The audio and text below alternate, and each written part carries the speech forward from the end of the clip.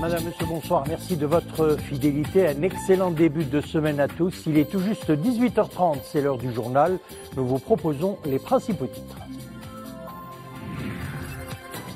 Conformément aux instructions royales portant sur la réforme des centres régionaux d'investissement, le chef du gouvernement préside une réunion consacrée à l'examen des moyens de relancer l'action de ces centres et pour les rendre plus efficaces en matière de stimulation des investissements.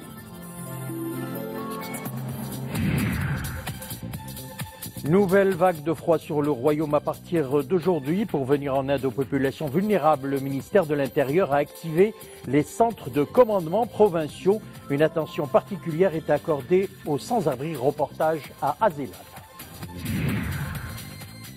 Et puis le 18 décembre, c'est la journée mondiale de la langue arabe. À l'université Qadi Iyad de Marrakech, toute une faculté est dédiée aux études de la langue arabe et des sciences de la langue arabe.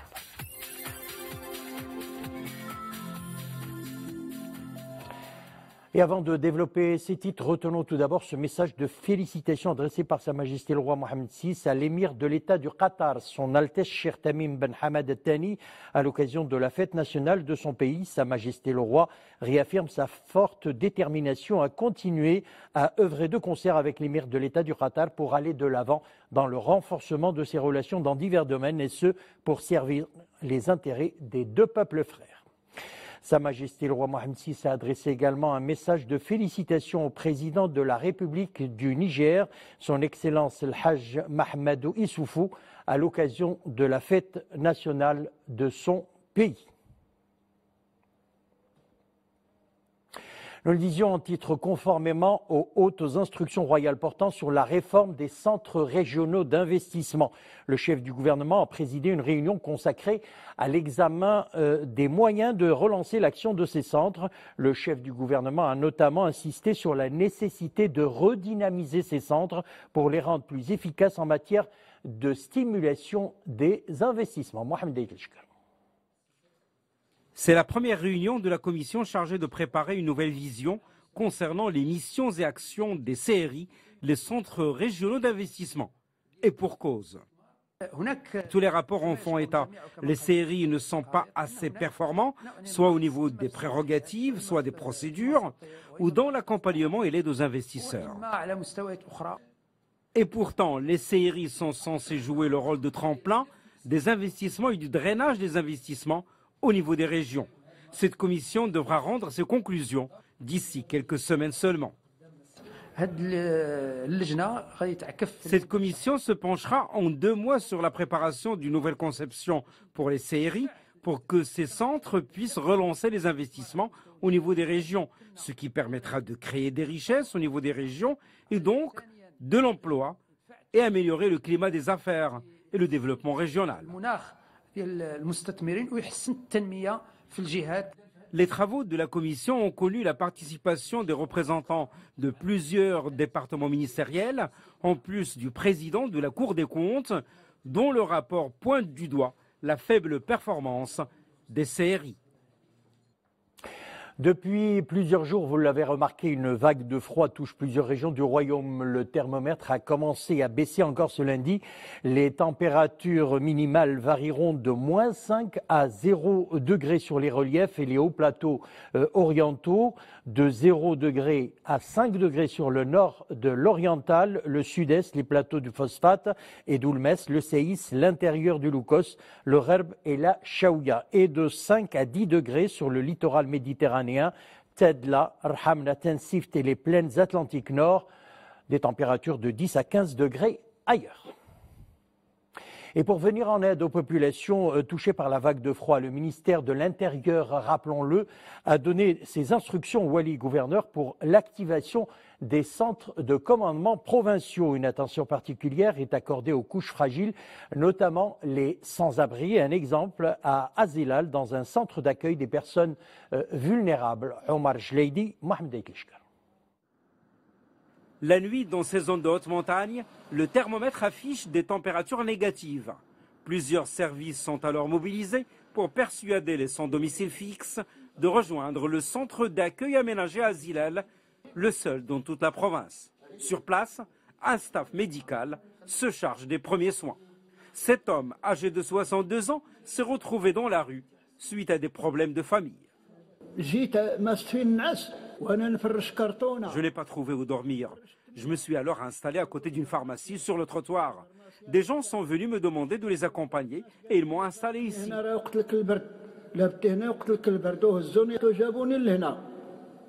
Le centre d'accueil dispose de tous les équipements nécessaires. Lits, couverture et cuisine avec équipement et approvisionnement. Se laisser pour compte a été abandonné par sa propre famille. Ici, on est pris en charge sur tous les plans. Louange à Dieu, nous ne manquons de rien. Dans la cuisine, l'une des 2 femmes pensionnaires du centre d'accueil. Nous avons pu ramener au centre total 11 SDF que nous avons rencontrés dans divers quartiers de la ville d'Azilal, notamment à proximité de la gare routière et de la grande mosquée. Les bénéficiaires sont répartis en groupes de 3 par chambre, mais ils se retrouvent tous pour les 3 repas quotidiens dans la salle à manger, là où ils retrouvent la chaleur de leur nouvelle famille. À présent, cette information, 4 personnes ont trouvé la mort aujourd'hui dans un glissement de terrain alors qu'elles effectuaient une opération de forage pour extraction du cuivre dans un sommet montagneux dans la commune Ait Haddou Youssef relevant de la province de Chichaoua. Les corps des victimes ont été retirés des décombres et une enquête a été ouverte par les autorités compétentes sur les causes de cet incident sous la supervision du parquet. Et puis les routes toujours aussi meurtrières. 4 personnes ont été tuées, 6 autres blessées dans un accident de la circulation survenu ce matin sur une route régionale reliant les villes de Qasbat Tadla et Fqi Ben Salah. L'accident est survenu au niveau de la commune de Smakt suite à une collision entre un véhicule léger et un camion de transport de marchandises, entraînant donc la mort sur le champ des 4 personnes. Et puis autre accident, une personne a trouvé la mort et 6 autres blessés dans un accident de la route survenu, c'était hier dimanche, sur une route reliant la commune de Sidi Boukhalkhal et Sidi Al-Bahraoui. C'était dans la province de Khmisset. L'accident est dû à une collision entre une voiture et un véhicule pick-up.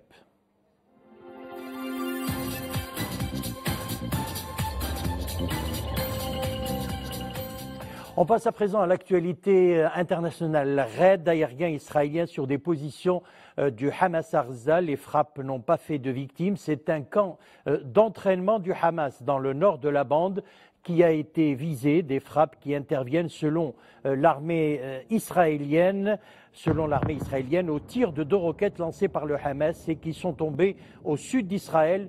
Une des 2 roquettes a touché une habitation sans faire de victimes. Ces tirs de roquettes interviennent en pleine contestation contre la décision du président américain Donald Trump de reconnaître Al-Quds comme capitale d'Israël. Et puis, attaque du groupe terroriste autoproclamé État islamique à Kaboul. L'attaque a visé un centre d'entraînement des services de renseignement afghans.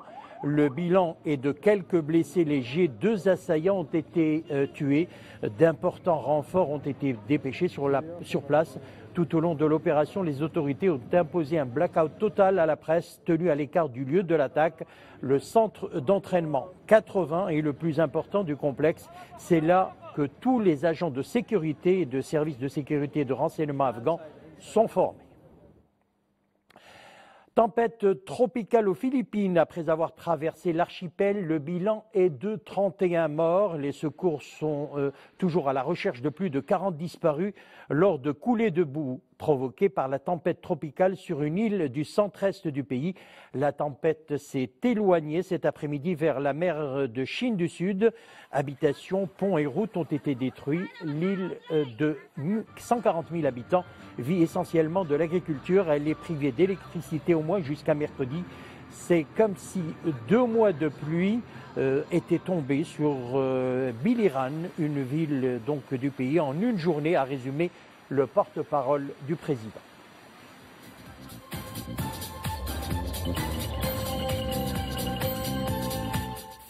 Retour chez nous. Le monde célèbre ce 18 décembre la journée internationale de la langue arabe sous le signe de l'évaluation technologique et les défis à relever. L'évolution technologique et les défis à relever. À l'université Qadiriyat de Marrakech, une première d'ailleurs au Maroc, toute une faculté dédiée aux études de la langue arabe et des sciences de la langue arabe.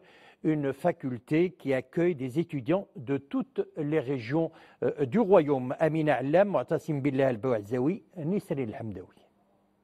Une faculté de langue arabe, il n'en existe qu'une seule dans le royaume, à Marrakech. Aïcha est une passionnée de cette langue savante, riche de son vocabulaire et belle par ses figures rhétoriques. Elle a tout laissé de côté pour pouvoir plonger en profondeur dans cet idiome qui constitue un des piliers de la civilisation arabo-islamique. حبي للغة العربية دفعني أن أترك العمل وألتحق بكلية اللغة العربية. Mon amour pour la langue arabe m'a poussé à quitter le monde du travail et à intégrer la faculté de la langue arabe. J'ai pu décrocher une licence d'études de cette langue. J'ai passé 3 années riches en études de matières passionnantes et constructives. La langue arabe doit être enseignée aux plus jeunes et à un âge précoce en parallèle avec les autres sciences. واللغة العربية يجب أن تكون هذه المواد يجب أن تدرس موازاة مع العلوم الأخرى. Pour s'adapter aux besoins du monde du travail, la faculté de langue arabe de Marrakech a lancé une nouvelle filière de licence professionnelle didactique de cette langue. الإجازة المهنية هي فرصة لمجموعة من الطلبة. Cette licence professionnelle est une occasion pour les étudiants de se préparer pour l'intégration des centres régionaux des métiers de l'éducation et de la formation, et ce en se focalisant sur la langue arabe dans l'enseignement secondaire qualifiant. وهي الكلية الوحيدة في المغرب بهذه الصفة. C'est la seule faculté de langue arabe au Maroc. Elle s'est attelée à servir la langue arabe à travers la formation de plusieurs promotions de lauréats spécialisés dans ce domaine, et ce en veillant à actualiser ses matières et ses formations selon les besoins du marché du travail. La faculté de langue arabe avait été mise en place en 1963 au sein de l'université Al-Qarawiyyin. Aujourd'hui, cet espace promeut des études et des recherches approfondies pour mieux intégrer la langue arabe dans les sciences modernes et s'ouvrir à d'autres cultures.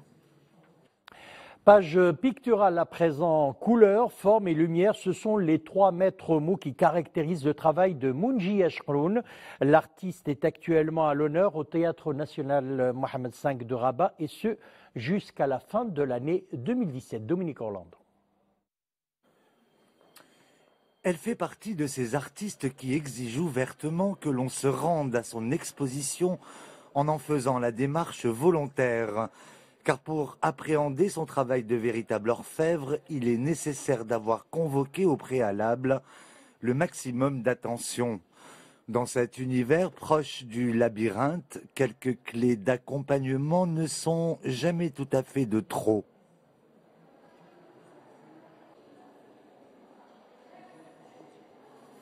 تتمحور أعمال هذا المعرض حول العلاقة التي توجد بين اللون والضوء Lumière, couleur et forme, ce sont ces 3 maîtres mots qui caractérisent l'ensemble de mon travail. Et ce que je souhaite, c'est qu'ils puissent produire une réelle émotion chez le visiteur. J'essaie d'y parvenir en soignant en particulier cette harmonie de couleurs que j'affectionne tant. Mes tableaux doivent aussi être observés de très près. C'est à ce titre qu'ils peuvent avoir un tout autre impact.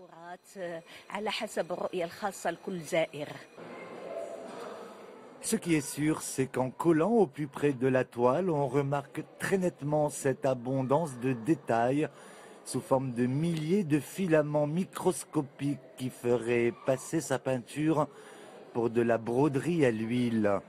D'où cet aspect insaisissable qui ressemble à s'y méprendre à l'artiste elle-même. Mounji Ashkroun est en ce sens plutôt unique au sein de la grande famille des plasticiens du Maroc. On entre à présent dans le monde de la science et de la technologie aux États-Unis, au Japon, en Allemagne et même en Inde. D'ailleurs, comme vous allez le voir sur ces images, des restaurants sans serveurs tentent de séduire les consommateurs. une nouvelle tendance food-tech dans laquelle le service a été robotisé. Depuis les cuisines jusqu'aux tables des clients, le service est assuré par des robots. Le relais est assuré par la suite, comme vous le voyez, par de vrais serveurs. Alors, à quand un robot chef cuisinier? Nous le saurons dans quelques années.